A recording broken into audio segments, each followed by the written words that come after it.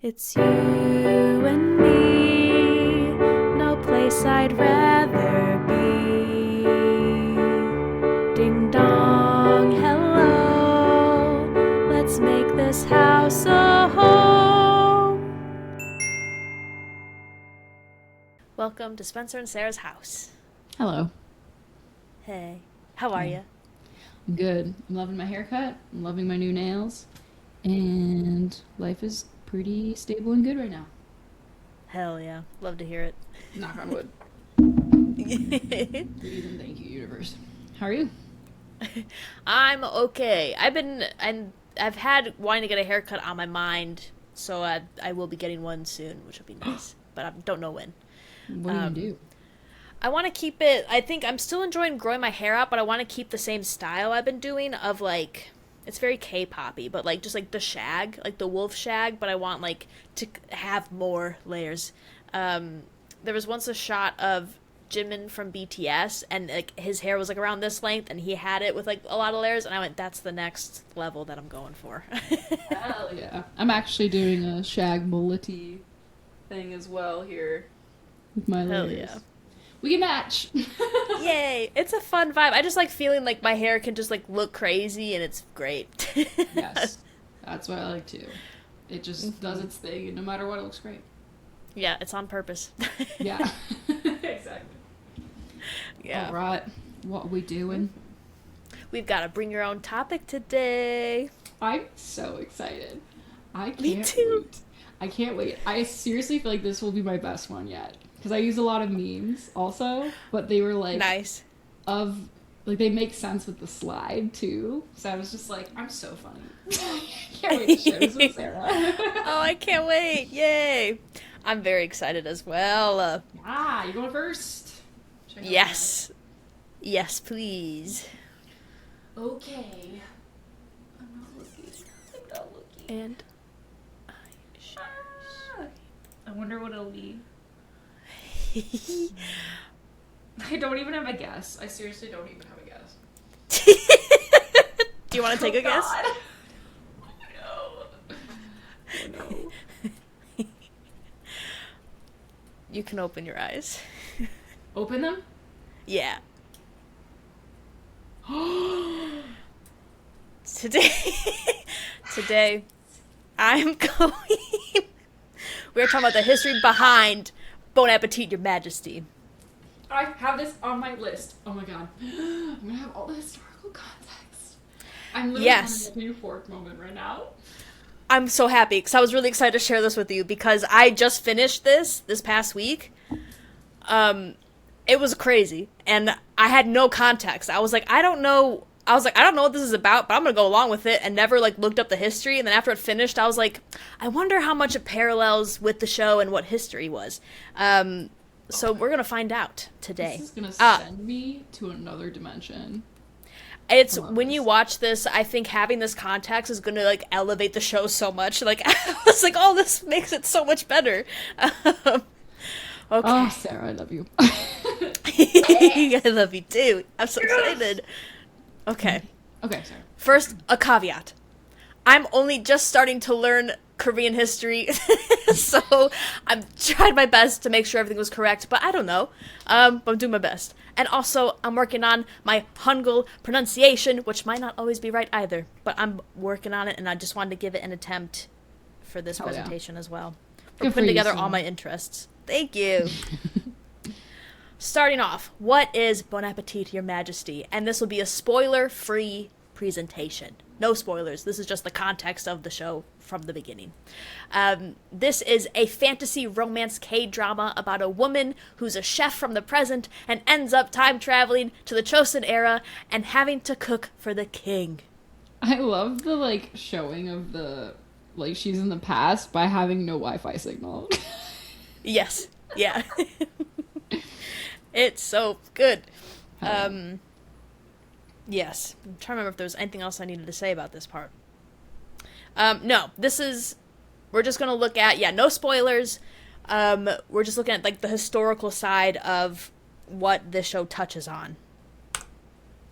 So, who the fuck is this king? Also, the show was written. It started off as a web novel first, and then got turned into this series. And in the series, they changed the king's name just to make it more fictional, but the novel itself was referring specifically to this king in history. So this king, Yeon Suk-kun, is the 10th monarch of the Chosun era. He reigned from 1495 to 1506, which is 11 and a half years. And he also tends to be considered one of the worst tyrants in the Chosun history. Oh, God. Yeah. Yeah, and she says it in the show, and I went, oh, wow. But yeah. So why is he one of the worst? It's said that he went mad after discovering how his mother died. But let's rewind first. Yeon Sun-kun's mother was the second wife to King Sonchon. The king had to remarry after his first wife died, and he had no heir. Lady Yoon was one of his concubines that he promoted to be his wife, who gave birth to Yeon Sun-kun. Queen Yoon was a bit jealous of the other concubines the king had, and she poisoned one of them. And then there's also a record that Queen Yoon struck the king and left scratch marks. And although he tried to hide that, his mother saw that, like noticed the scratch marks, and basically Queen Yoon got put on trial on court for like being horrible. Oh. And after that trial, Queen Yoon was exiled and forced to drink poison. This happened when when Yeon Sun-kun was 6 years old. But there's a twist. It turns out that Yeon Sun-kun grew up believing that he was the son of the king's third wife. He wasn't aware of his biological mom. While king, he discovered... after his dad died, he became the king. And that's when he discovered who his biological mother was. And he tried to restore her name, because when you like get exiled and stuff, you get demoted in name. So he was trying to restore her name, but the officials in his court said no, as this would go against his father's will. So Yeon Sun-kun started looking for ways to get rid of these officials. In 1498, he found records of a coup towards an earlier monarch that certain officials were a part of, and he used that to try to eliminate them for reasons of treason. And this became known as the First Literati Purge, also known as the Mosa... Oh, I forgot what that was. Mosawa, I think is what that's called. Nope. Yeah, Mosawa. Yep. Did you say first? Yes, I did. In 1504, a close official to Yeon Sun-kun revealed the details of his mother's death, which there was evidence of a bloody piece of clothing, which was supposedly the blood that she vomited after taking the poison. Oh, God. Upon this revelation, this led to the Second Literati Purge, also known as the Gapcha Sawa. In his rage, Yeon Sun-kun killed 2 of his father's concubines for their part in his mother's death. He also pushed his grandmother in an altercation, which resulted in her dying shortly after as well. Oh my God. And then he went on to kill more of his officials, and this included any officials that were present during that trial of his mom's, just for not standing up for her. He was like, "You're dead." Whoa. Yeah, it wasn't great. This kind of was like a shift in his ruling. Prior to this, he was like known for like really helping with the economy, and like he was like known to be like have violent outbursts, but he was like helping his people. But after this, Yeon Sun-kun became a harsher ruler. Any civilians that criticized him, they'd be sentenced to death. He even tried banning Hangul, because civilians would create posters and like make fun of him, or like they basically make memes and criticize him. And so he was trying to ban the language. But this was short-lived because he also needed to use Hangul, so Forgive that my ignorance didn't last real quick. long. Is it sort of like there are two different iterations of the language? Or like, what was the alternative? Yes, this is my brief, minimal understanding of it. But prior to Hangul is the Korean language, which was created by an earlier monarch to like simplify language. Prior to that, it's a language that is closer to it comes from China, and I don't remember what it's called, but it takes maybe Mandarin. It's not Mandarin, but it takes similar symbols, and it was a different language. And so people that were higher up knew that language and Hangul. But like the modern day person would know Hangul. Oh, makes sense. I believe that's from my understanding. Okay. But yeah, so there was like two during this time, and it was kind of like transitioning. Yeah, so I was like, new... how could he ban what they're all speaking? Yeah. Like, what do you mean? Yes. No one wants to talk ever. I was like, what? Yeah. Shut your mouths. Yeah. No, great question. So, in 1506, there was a coup raised against Yang Song-kun, putting his younger half-brother on the throne. Yang Song-kun was exiled to Ganghwa Island and died after 2 months. His concubine who supported him was beheaded, and also his 4 sons were killed by poison as well, basically eliminating his bloodline. He had daughters, and I think they lived, but basically by killing the sons, there'd be no potential heirs with his bloodline left. So they just completely said, "You're done," and cut off all of that. Whoa. Yeah. So how close is this to the show? I guess you'll have to watch to find out. And that's me. Incredible. Thank you for that. I have to imagine the violence is not in the show. I just feel like, would they do that to that degree? I feel like, no. It seems like a fun little rom-com, so I would be shocked. But yeah, I guess I'll have to see. I guess I'll have to see. Yeah. Oh, yeah. Well done. It was good. The show was... Thank you, yeah. The show was... I really enjoyed the show. When I first started watching it, it's very different from the other K-dramas I've seen.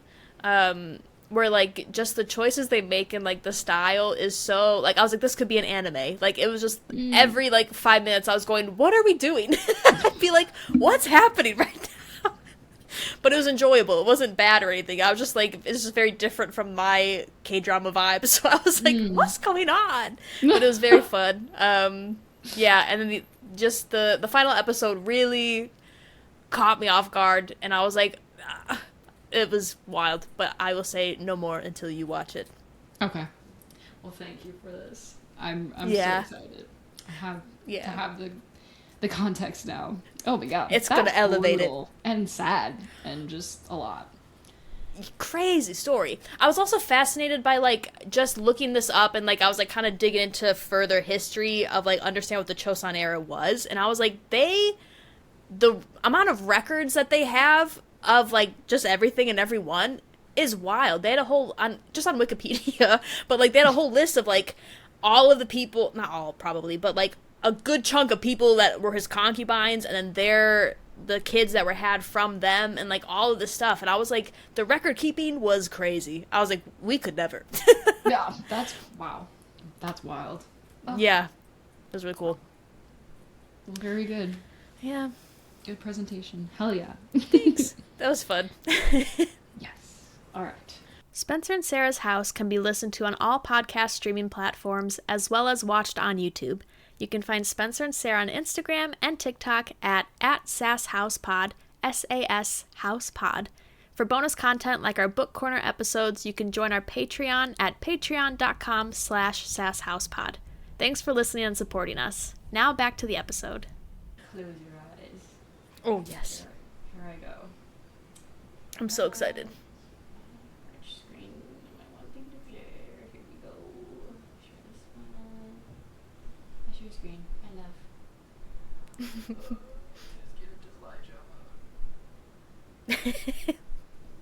Okay, you can open your eyes. Hey! Yeah! I'm pretty certain I've done this before, This is an upgraded, definitive, I'm not changing my mind, it's more comprehensive version of that. Wow. And it's debated a lot, and I feel like it's time to settle it, and I'm about to, because this is my ultimate Rory boyfriend ranking from Gilmore Girls, and probably the correct ranking. Here we go. So some criteria. I'm considering the boyfriends to be, if they were explicitly stated to be a boyfriend, we're in a relationship, it's exclusive, we're dating.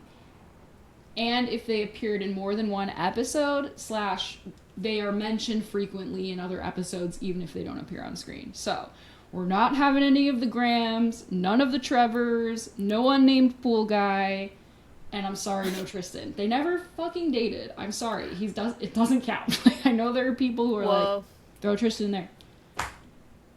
I can't. Do I think it would have been an interesting relationship? Yes. Do I love the scene where they kiss with the piano and it's intense and sad? Love it. Is he an asshole? Yes. And also no Marty. He should have been a friend, and that should have been it. There should have never been any of this rigmarole about him having feelings for her. It would have been a great friend for Rory. Yeah. Them's the rules. Also, fun fact, when I was researching all these images, there is a theory that pool guy's name is Sean, but I can't confirm that. Alright, here we go.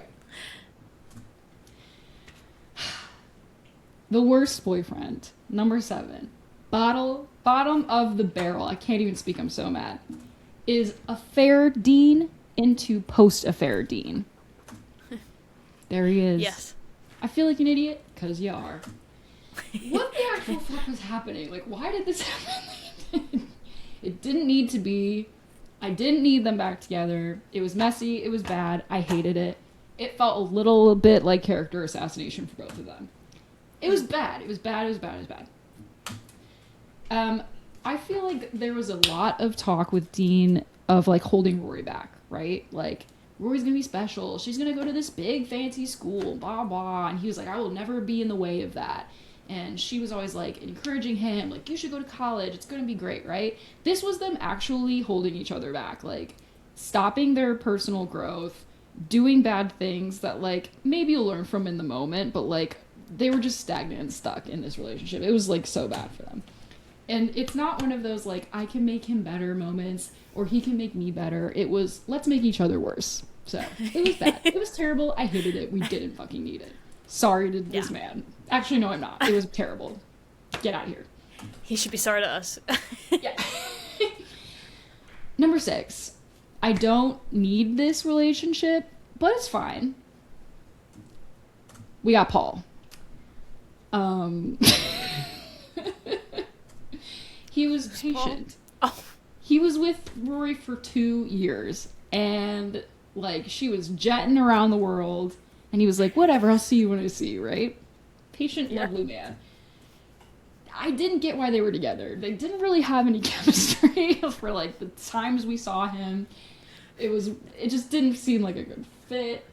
He was very thoughtful, though. You know, he was talking about the hammer or wrench or whatever he brought for Luke that Luke didn't remember. He was willing to, like, help Lorelai with her computer. Like, love that. He was trying to be in the family.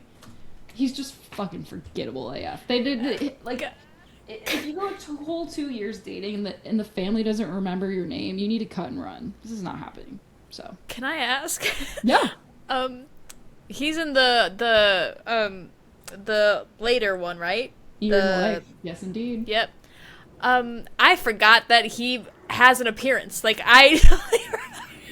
Exactly, Sarah. Exactly. I went, who the fuck is Paul? Exactly. Who the fuck is Paul? I haven't seen it before in my life. Sorry to this man, for real, actually. It's like, very lovely gentleman. Forgettable as fuck. Like, oh my god. Exactly. Number 5. An absolute tragedy. Dean the second time around. Okay? This was like Dean post we got back together after our first breakup. Like the second time we were together, okay? I was glad they got back together. I thought it was kind of a silly reason to break up.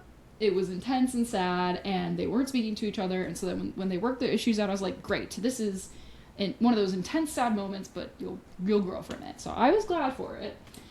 But they would have broken up even without Jess, because there was a lot of tension about her going to school, and he wasn't on that same path, and it was just like, they were just kind of growing apart already, in my opinion. He should have just talked to Rory about Jess. They had that one, like, screaming match in the kitchen where he was like, I know you're hanging out with him, blah, blah, and then Paris jumps in, which, I'm glad you're being a girl's girl, Paris, but, like, this is facilitating a lie. Like, there's a lot going on. So, while I don't condone his behavior, I do feel like I understand the crash out he was having, because he clearly knew. I mean, he even says to Lorelai at one point, like, she likes Jess, doesn't she? And then he just carries on. Like, what are we doing here? Also, the very public breakup at the dance. Oh. I love the drama. Do I feel like it was a justified crash out? I don't know. Yes and no. Did she deserve to kind of be told, like, what are you doing to me? Yes. In that way, I don't know. It was messy. Yeah. Wasn't at his best. Neither of them were. Mm-mm. Number 4. What could have been? This is where I might lose people. I don't give a fuck. Okay. Logan for most of the time. Like, listen.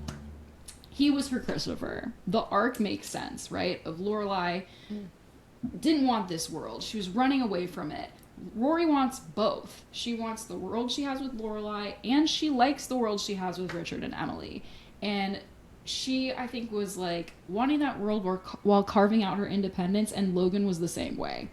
And I think the arc does make sense of like her going back to this world, being with someone from that like privileged state or whatever, but they make it their own. Like, I think he made the most sense for Rory overall.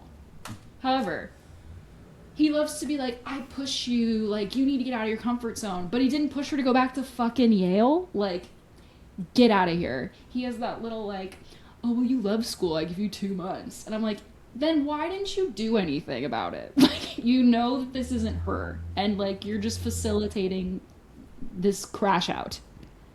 I'm not here for it. Also, the cheating.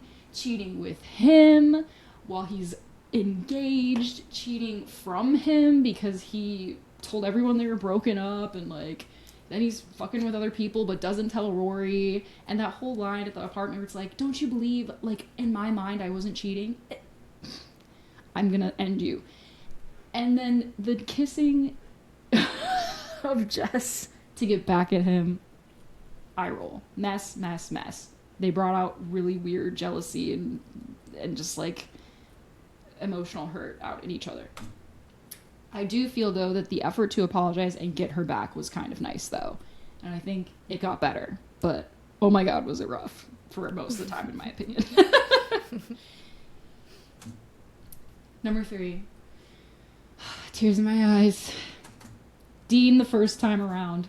I'm sorry about it. I think he was a great first boyfriend. I think, for Rory, at least, right? She's new to dating. He's sweet. He likes her. He cares about her. He's not particularly awful. I think he was a really good first boyfriend. The needing to be incentivized for everything was kind of annoying, though. Like, when she did the coming out party, and he's like, oh, you're going to watch this show with me, and I'm complaining about having to wear tails, and, like, when she asked him to the dance, and he was like, it's not really my scene, blah, blah, blah. Like, you like this girl, go with her. Like, there's a lot of that. Grow up. Yeah, exactly. I forgive them a little bit, because it's not his first relationship, but hers, and I feel like they got better as it went, but there was a lot of annoying things like that. He built her a car. That's crazy. And beautiful. And lovely. And wild. But it happened. Don't force people to say I love you. I feel like the breakup was justified in the sense of, like, if you're going to expect somebody to... If somebody doesn't say or feel how you want them to say or feel, and that's, like, an issue with you, that's a controlling thing, and yeah, you don't need to be together. Mm-hmm. However, I think in this instance, he was just hurt and didn't know how to deal with it. But it was shitty and kind of bad. But I think overall, the first time around, it was a pretty good relationship. The bracelet thing was cute. Yeah. Better than second or third time Dean. Yeah. Number 2. I might cry here. Goodnight, Dodger. Jess the first time around. Ugh. Guys, look. He was deeply troubled. And while I do give him grace for that because he was going through a lot, he did not do anything to help himself, I feel like. And there were a lot of people reaching out to try and help him and support, and he was not in a place to receive it, and it backfired terribly on him and the people he loved and cared about. So that was really hard and bad. This would have been such a good Luke parallel, in the sense of Luke and Lorelai, right? Like, somebody who gets you, somebody who, like, is on your level and pushes you and understands you and kind of leaves you be in a way. That was what this relationship was like as well. Would have been kind of weird if, like, Luke and Lorelai got married and Rory and Jess stayed together and Jess is the nephew and whatever. Maybe. But they also did a twin wedding in the beginning, so let's just all calm down. It's not that as bad as that was, okay? But I feel like the parallels in storytelling sense would have been really good. Oop. The bedroom scene sucked. That was the worst thing he ever did. I was very upset about it. Poor Rory. Oh my god. Just horrid. The rest of the time, though, their rapport and their chemistry, I thought incredible. I thought they got each other. They had similar interests without it being boring. We just didn't get enough of them on screen. We got a lot of the pining and the whatnot beforehand, which, although bad because she was in another relationship and so was he, it was like you could see how much they cared about each other. And then we never really got to see that manifested in the actual relationship. Like, I think we get, like, in relationship Rory and Jess, like, 4 or 5 episodes max, which is, honestly, we were robbed. Number 1. It's peak. It's peak to me. Logan in You've Been Gilmored, which is season 6, episode 19, where Rory has to jump in and save the Yale Daily News. This was Logan and Rory at their best. So do I think Logan was probably the best boyfriend? Begrudgingly, yes. The way he knew to find her at the paper, and before anybody goes, she probably told him, I have to go drop off my paper. That was, like, hours before their date. She hadn't been communicating with him since. So he was like, I'm going to go right there. And I love that. The way that they worked together, he immediately was like, you should have called me, like, put me to work. They're jumping in. They're oh, God. It was like a symphony. It was beautiful. This, when she jumps into his arms after he goes, and that's how we do it at the Yale Daily News. I'll never recover. Peak. No notes. No notes. I felt like this was them at their best. And this is how it should have been all the time. Wow. Honorable mention in my actual true number 1. But I feel like I can't legally put it because at this point in time, they were not together. They're not in a relationship. But it's the truth. It's the truth, and nobody wants to hear it. Author Jess and Beyond. Yes. Why did you drop out of Yale? Life-changing. This moment in Year in the Life where he looks at her through the window and you can tell he's still holding on to everything, but he's letting her be. Absolute cinema. It's just like I lose my mind every time. The way he grew and learned to love himself, and he repaired his relationships, right? He went and sought her out. Here's my book. I'm doing better. Like, it's good to see you. The relationship that changed with Luke, his mom, like, it was so good to see him thrive. He understood her better than anyone. He even says it in this scene here. Like, and I believe that, truly. Like, I seriously think they were of similar minds. They both kind of had this similar parallel path in life of, like, I'm coming from... With Rory, I wouldn't say, like, a difficult situation, but, like, I'm sure, like, it was hard. Like, single mom, and they're, like, doing their best and, like, kind of building your own trajectory up, right? They both had that. And at this moment, they were in opposite parts of life where he was at his best and she was at her worst. And he was there for her. And it just, like, this could have been so good. I would have rather she gotten back together with Jess 3 times than with Dean. Like, that was actually a disservice to us. And let's not fucking beat around the bush here. He was the actual catalyst for her coming to her senses, because she goes right into this bar with Logan and goes, what am I doing? I'm in the DAR? And it's like she has this like epiphany, right? It wasn't Lorelai, it wasn't Paris, it wasn't Lane, it wasn't Logan, it was fucking Jess. And this is the same argument I have for why Luke and Lorelai got back together, because Emily has that whole thing with Luke in the diner, and then he goes and gets back with her. And then when she's like, oh, so you did get back together? And he's like, we got back together because we wanted to. And I was like, yes, but this is what spurred you. Same dealio here. What would we have done otherwise? So my true best boyfriend is this version of Jess. However, we all know the real best boyfriend is Paris fucking Geller. Paris fucking Geller. Could you even imagine what this pairing would have done for us? Like, do you even understand? Like, I don't know how to like say it any better. They should have been a thing. They should have been a thing. I'm not sorry about it. I'm not mad about it. It would have been an amazing pairing. The end. That was perfect. That was actual perfection that, like, I actually 100% agree. I was worried I wasn't going to agree with, like, the twist of number one. I went, oh my god, yes, exactly. And then the twist of the honorable number one, actual number one, I went, yes, exactly, I agree. And then the hit with the Paris, yes, I agree. You're right. See, it's hard for me, because if I'm thinking with my logic brain, Logan. Absolutely. Mm-hmm. I get it. They fell on hard times. It made sense, though. It did. And especially, like, when you look at it from, like, a writing standpoint, a story standpoint, this arc, totally. I hate him personally. I can't let it go. Yes, no, that's fair. Sorry, I can't do it. And, like, seriously, I think so much about the scene when Rory goes to see Jess at the printing press thing in Philadelphia, and how he's like, I deserve better, Rory. And I'm like, yes. And he's not doing it to make her feel bad. He's doing it for himself. And, like, I feel like so many times when people are, like, real with Rory, I'm like, she deserves it. You're also being really fucking harsh because you never had the guts to tell her earlier. Right? Mm-hmm. And she's the same way. Whereas he's like, nope, this is who I am now. It would have been peak. And also just Paris. Every time Brewer and I watch this fucking show and they come on screen, we're like, just kiss. It would have been incredible. I love Doyle so much. Don't get me wrong. But like, yeah. And I do have a theory for Year in the Life, because we obviously know she's pregnant at the end. And I know a lot of people think Logan is the dad. And I'm like, if that's the case, how amazing would the parallel be if Logan is her Christopher and Jess is her Luke? And we just start the cycle over again. If they get back together again in like 10 years. God, when he has that little, like, oh, there she is through the window moment. I was like, I can't do this. I can never watch this again, because it will break me. Yeah. And that's all she wrote.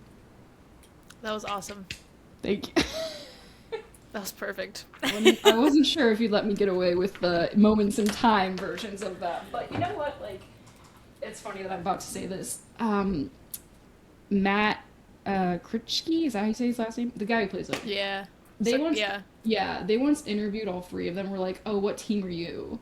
And Dean was like, oh, I'm Team Logan, and or not Dean, but Jared. Like, they were all like, oh, so and so, right? And Matt was like, you know, each boyfriend came to her at a specific time in her life, and they were good for her at that time, right? Like, each boyfriend came exactly when they needed to. And the fact that Jess came when she needed him to, and it didn't become something more. Your Honor. Nah, that's all I'll say. And I'm done. Amazing. Oh, so great. Thank you. Thank you so much. Mm-hmm. It's painful. Painful. Yeah. Mm-hmm. Oh, I thought about doing Lorelai's too, but I was like, we all know it's Luke. We all know fucking Luke. There's no point in doing this. There's no point. But hot take, I actually did really like Jason. Oh. Sorry. Yeah, I think the second time, I think I've started to hate him less, but he still gets under my nerves. That's fine. I just think in terms of like their humor Yeah. and like they have a really specific chemistry that I really like. Fair. Do I think Yeah. he's the best? No. No. Yeah. But he's a close second for me. He's fucking ahead of Christopher every time. Whoa. I hate Christopher. Yeah. Yeah. He's like a Tamlin to me. I can't He marry is. the bad and the good together. It can't happen. He's a Tamlin. He's a Yeah. Tamlin 100. Sorry. Even if he has a redemption arc, it doesn't matter. He's a Tamlin. Yeah. Definitely. And I did like Max Medina also. Kind of. In the beginning. Yeah. In the beginning, yeah. And That's amazing. Hell yeah. Fun. This was great. Yeah, I've grown a lot since the last time I did that one. And I watched the show like 8 billion more times since then. So I was like, I have to fix this. Yeah. It's awesome. Okay. What room do you think we were in? I mean, I seriously just pictured us with like a big projector thingy. Me too. A classroom in the basement. Yeah, we have like a homeschool situation. Yeah. Amazing. Okay, well, thanks for joining us, and we'll see you next week. Bye. Bye.